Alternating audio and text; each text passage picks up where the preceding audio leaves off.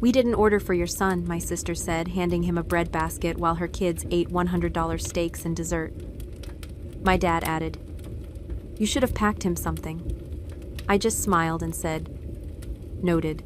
When the waiter came back, I stood up and announced I've spent most of my adult life cleaning up after my sister's messes, financial, emotional, even babysitting her kids, while she went on her last-minute emergency getaways. I did it without much thanks, always hearing the same line from our parents. "She's going through a lot." As if I wasn't, Jill's life has always been one dramatic mess after another. But somehow she still manages to land softly because someone else is always catching her. Usually me and our parents. They act like she's this fragile, helpless creature who can't be held accountable for anything.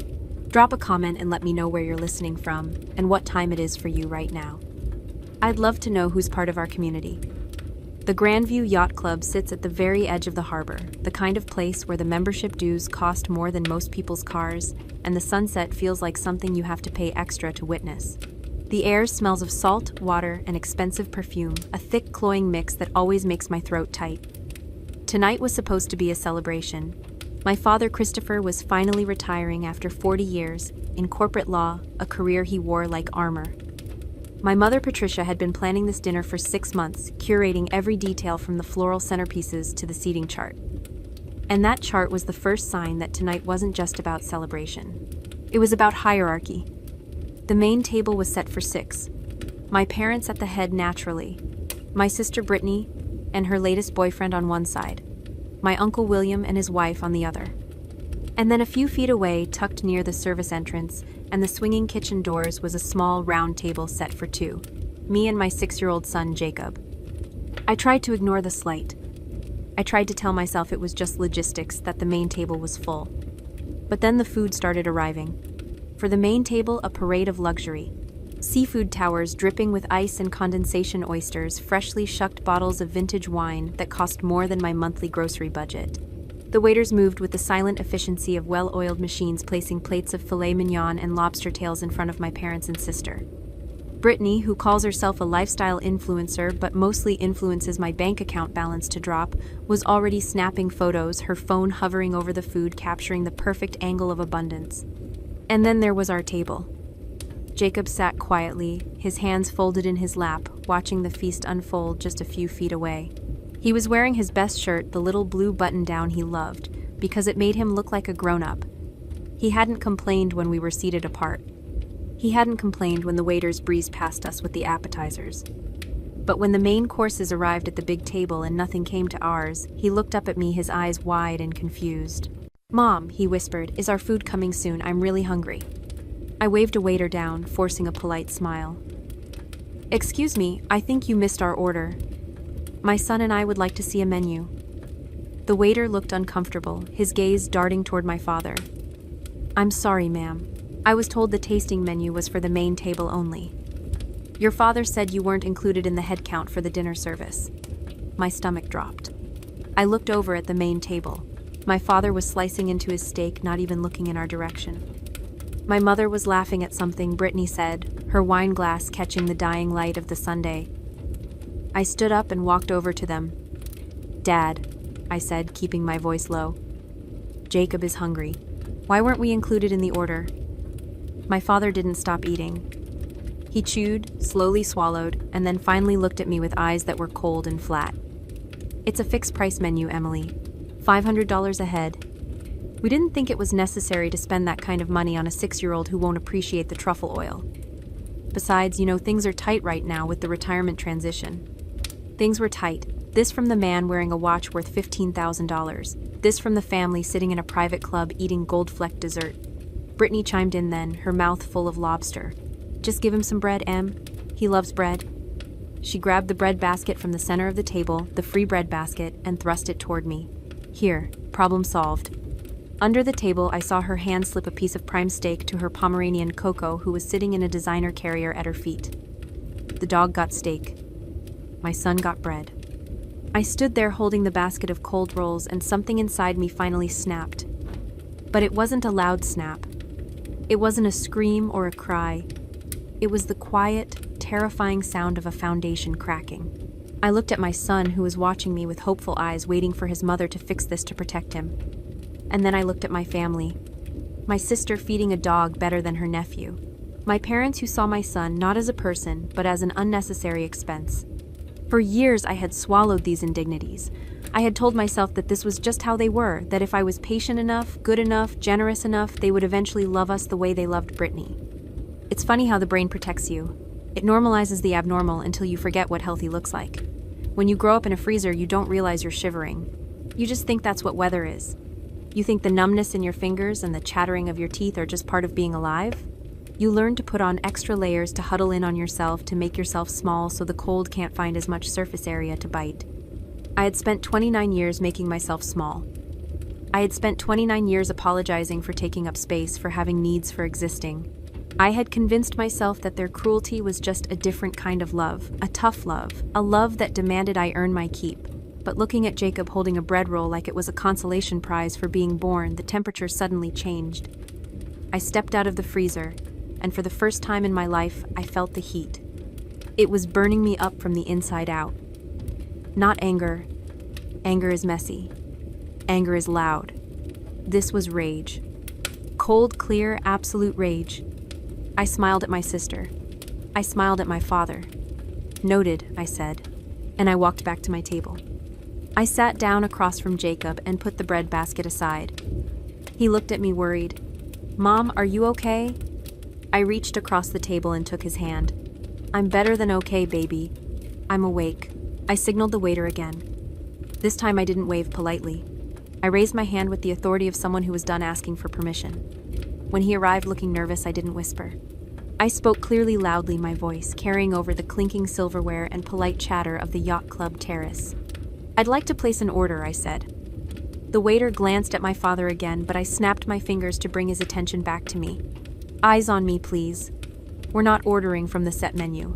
We're ordering a la carte. And we're putting it on the member account. My father's head whipped around. Emily, what do you think you're doing? I ignored him. For my son, I said he'll have the Wagyu ribeye medium rare, the 14-ounce cut, and add the lobster tail. Oh, and a side of the truffle mac and cheese. And for dessert, the chocolate souffle. Make sure it's the large one. The waiter froze his pen hovering over his pad. He looked terrified. My mother gasped, her hand flying to her pearls in a gesture that would have been comical if it wasn't so pathetic. Emily, that's a $200 steak. He's 6, I turned to her then. My voice was calm, conversational, deadly. I know, Mom. But since things are so tight, I figured I'd help you out. See, I'm canceling the rest of your course service. I turned back to the waiter. Cancel the vintage Cabernet they ordered for the toast. Cancel the seafood tower refill. Cancel the dessert course for the main table. In fact, cancel everything that hasn't physically left the kitchen yet. My father stood up, his face turning a dangerous shade of purple. You can't do that, that's my account. Actually, Dad, I said, meeting his eyes, it's a family account. You added me as an authorized user 3 years ago when you needed me to pick up your dry cleaning and run your errands because you were too busy being important. You never removed me. So technically I can order whatever I want. And right now, I want my son to have a steak. And I want you to watch him eat it. Silence descended on the terrace. The table of bankers next to us had stopped talking. The couple by the railing was staring. My sister looked like she'd swallowed a lemon. Uncle William, who had been quietly observing the entire evening, took a sip of his water and hid a smile behind his glass. The waiter looked at my father, then at me. He saw the steel in my spine. He saw that I wasn't the same daughter who had walked in an hour ago. He nodded once. Right away, ma'am. And he walked off toward the kitchen. I sat back in my chair and unfolded my napkin. Jacob looked at me, his eyes wide. Mom, is Grandpa mad? I smiled at him, a real smile this time. It doesn't matter, sweetie. Tonight we feast. And as the waiter brought out the sizzling steak, placing it in front of my son with a flourish usually reserved for royalty, I watched my family. They sat in stunned silence, their own plates suddenly looking less appetizing. They were realizing that the dynamic had shifted. The ATM was out of order. The doormat had grown spikes. And the bill? The bill was finally coming due. The aftermath of the dinner was exactly what you'd expect from people who value appearance over substance. The drive home was quiet, but my phone was not. It vibrated against the console of my car like a trapped insect buzzing with incoming notifications. I didn't look at it. I focused on the road, on the rhythm of the streetlights passing overhead, on the soft breathing of Jacob asleep in the back seat. His belly was full of Wagyu beef and chocolate, and he was dreaming the peaceful dreams of a child who knows he is safe. I wished I could say the same for myself. When I finally pulled into my driveway and carried Jacob to bed, I sat down at my kitchen counter and poured myself a glass of tap water. The silence of my house usually felt lonely. Tonight it felt heavy, pregnant with the realization of what I had just done. I had publicly humiliated my father. I had stolen control from my mother. I had openly defied the family hierarchy. In their world, these were capital offenses. I unlocked my phone. The first text was from Brittany. "You are psychotic. You ruined Dad's night. Everyone is talking about how crazy you acted. Send me $500 for the cancellation fees, or I'm telling everyone you had a mental breakdown." The second was from my mother. "I don't know who you think you are, but you are not the daughter I raised. You embarrassed us in front of the entire club. Fix this. Now." The third was from my father. A simple notification from the bank. Access revoked. He had removed me from the family account before the dessert plates were even cleared. I laughed. A dry, humorless sound in the empty kitchen. They thought this was about money. They thought they could punish me by cutting off access to an account I never used for myself anyway. They didn't understand. I wasn't trying to spend their money. I was trying to show them that I was done spending mine. I opened my laptop and created a new spreadsheet. I titled it, "The Ransom." For years I had been the safety net, the backup plan, the silent investor in the business of Brittany's life. My parents constantly told me that family helps family. What they meant was that I helped Brittany. Brittany needed a new car because her image as an influencer depended on it. I co-signed the loan. Brittany maxed out her credit cards on a business trip to Tulum. I transferred the balance to my card to save her credit score. Brittany couldn't make rent because her brand deals fell through. I wrote the check. I started typing every transaction, every transfer, every loan that was never repaid. November 2021 rent assistance, $1,200. January 2022 car repair, $850. March 2022 emergency credit card payoff, $4,500. July 2022 bailout for the failed jewelry line launch, $3,000. The list went on and on. I pulled up my bank statements, cross-referencing dates and amounts. The total at the bottom of the column grew larger and larger until it stared back at me, a five-figure indictment of my own stupidity. $18,500. $18,500. That was a down payment on a house. That was a college fund for Jacob. That was a year of freedom.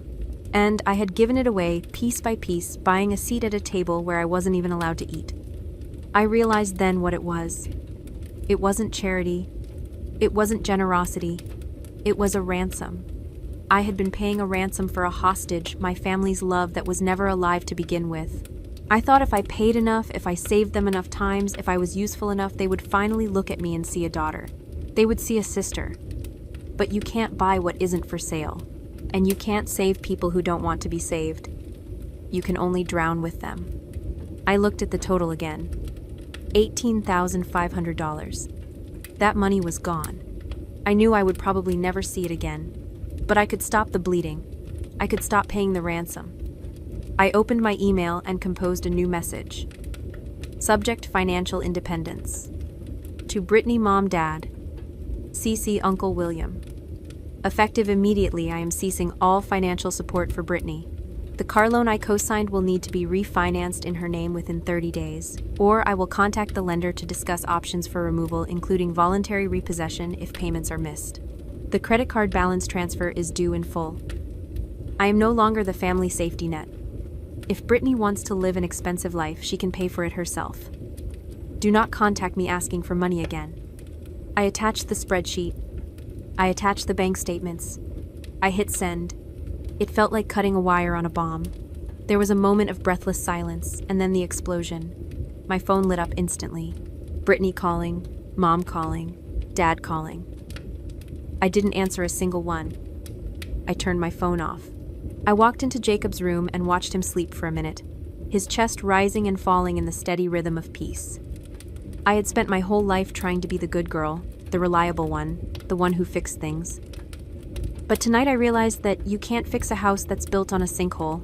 You can only get your furniture out before it swallows you whole. I went back to my room, lay down in the dark, and for the first time in years, I didn't worry about what my family thought of me. I was done paying. The ransom was over. The following days were a masterclass in chaos.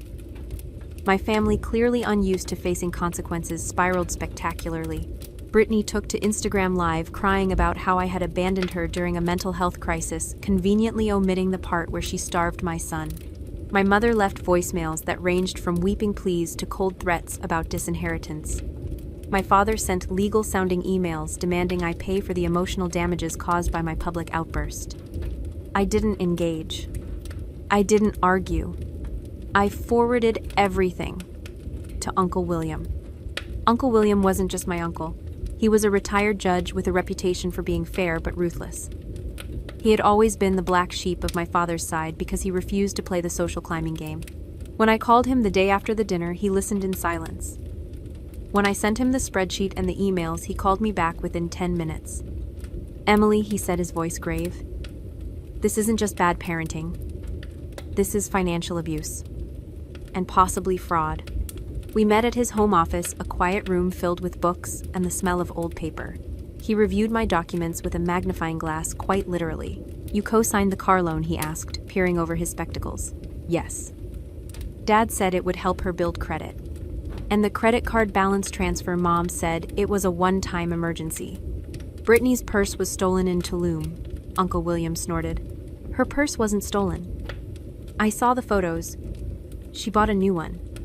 He helped me draft the formal demand letters. We used legal letterhead. The language was precise, devoid of emotion, and terrifyingly clear. We demanded repayment of the $18,500, giving them 30 days before we filed a civil suit. We notified them that I was removing myself as a co-signer on the car loan, which would trigger an immediate recall of the debt unless they refinanced. We sent copies to their family attorney, a man who I suspected was just as tired of their antics as I was.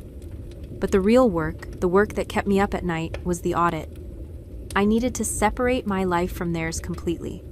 I went through every account, every subscription, every shared password. I changed everything. I requested my credit reports. I froze my credit. I was building a fortress around myself and Jacob. It was during this excavation that I found the key. I was going through a box of old papers my father had stored in my garage years ago for safekeeping. He had always used my house as an overflow storage unit for his hoarding tendencies. Most of it was junk, old tax returns, expired warranties. But at the bottom of a box labeled 2005 to 2010 household, I found a black ledger. It looked like a standard accounting book. I opened it expecting to find business expenses. Instead, I found my name. Emily Braces, $4,500. Emily, piano lessons, $1,200. Emily, prom dress, $300. Emily, college tuition semester 1, $12,000. Every expense, every single dollar spent on me since childhood, was listed under a column titled, "Debt divided by to be repaid." I flipped the pages, my hands shaking. It went back years.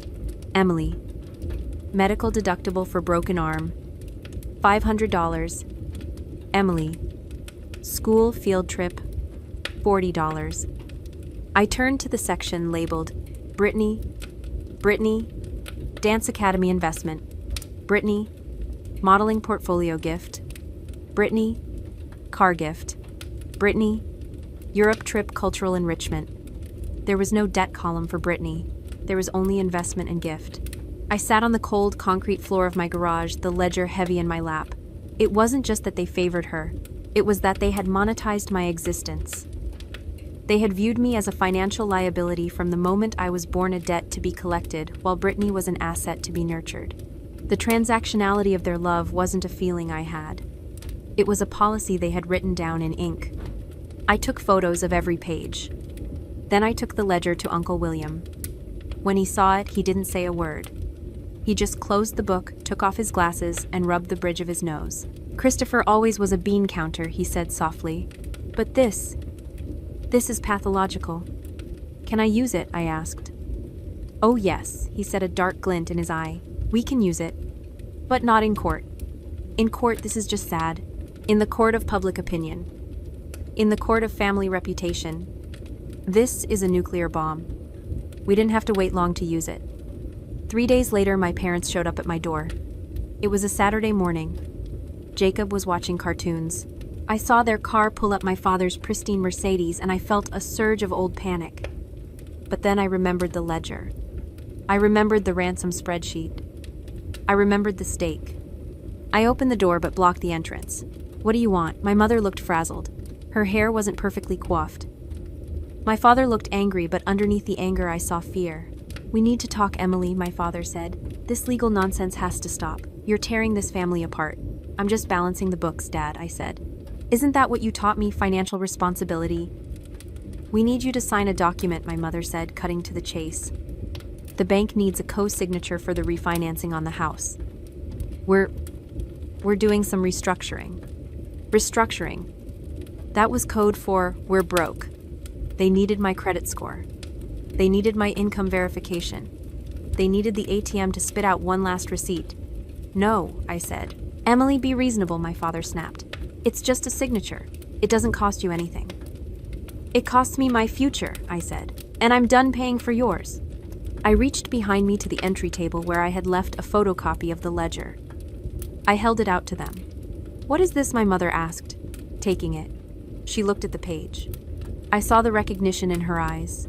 I saw the moment she realized what I had found. My father looked over her shoulder and went pale. I found your accounting, Dad, I said. Very thorough. I see you charged me interest on my braces. That's impressive. That was just for record keeping, he stammered. I never intended. To collect, I interrupted. You've been collecting for 29 years.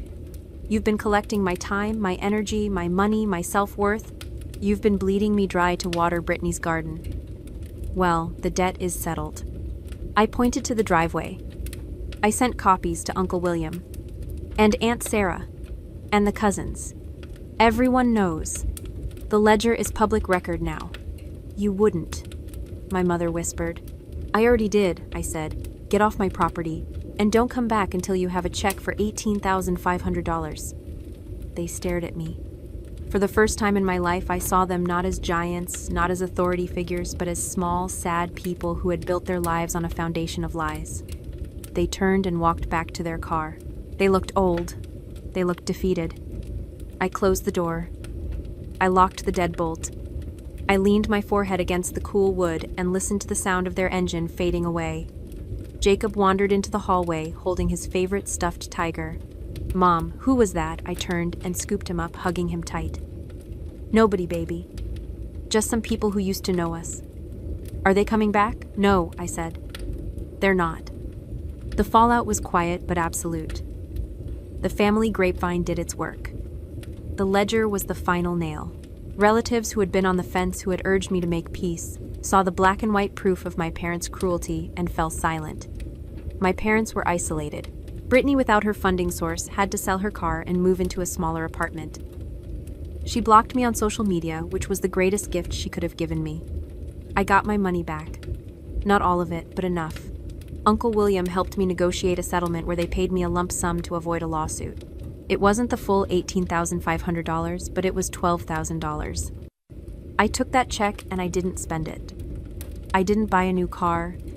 I didn't go on a trip. I opened an investment account in Jacob's name. I called it the Freedom Fund. Every month, the money that used to go to Brittany, the loans, the bailouts, the guilt payments, I put into that account. I watched the number grow. It wasn't just money. It was a promise. A promise that my son would never have to buy his way into his own family. A promise that he would never have to pay a ransom for love. I sat on my back porch one evening watching Jacob play in the yard. He was chasing fireflies, his laughter ringing out in the twilight. The air was cool and sweet. I thought about revenge. People always say revenge is a dish best served cold. But they're wrong. Revenge isn't about serving anything to anyone. It's about refusing to eat the poison they served you. It's about building your own table. I looked at my son running free in the grass and I knew I had won. Not because they were miserable, but because we were happy. I sipped my tea. I listened to the silence where their demands used to be. And for the first time in 29 years, I wasn't shivering. The ransom was paid, the hostage was free, and the future was entirely ours. If you've ever had to buy your own peace of mind, share this story. You never know who needs to hear that walking away is an option.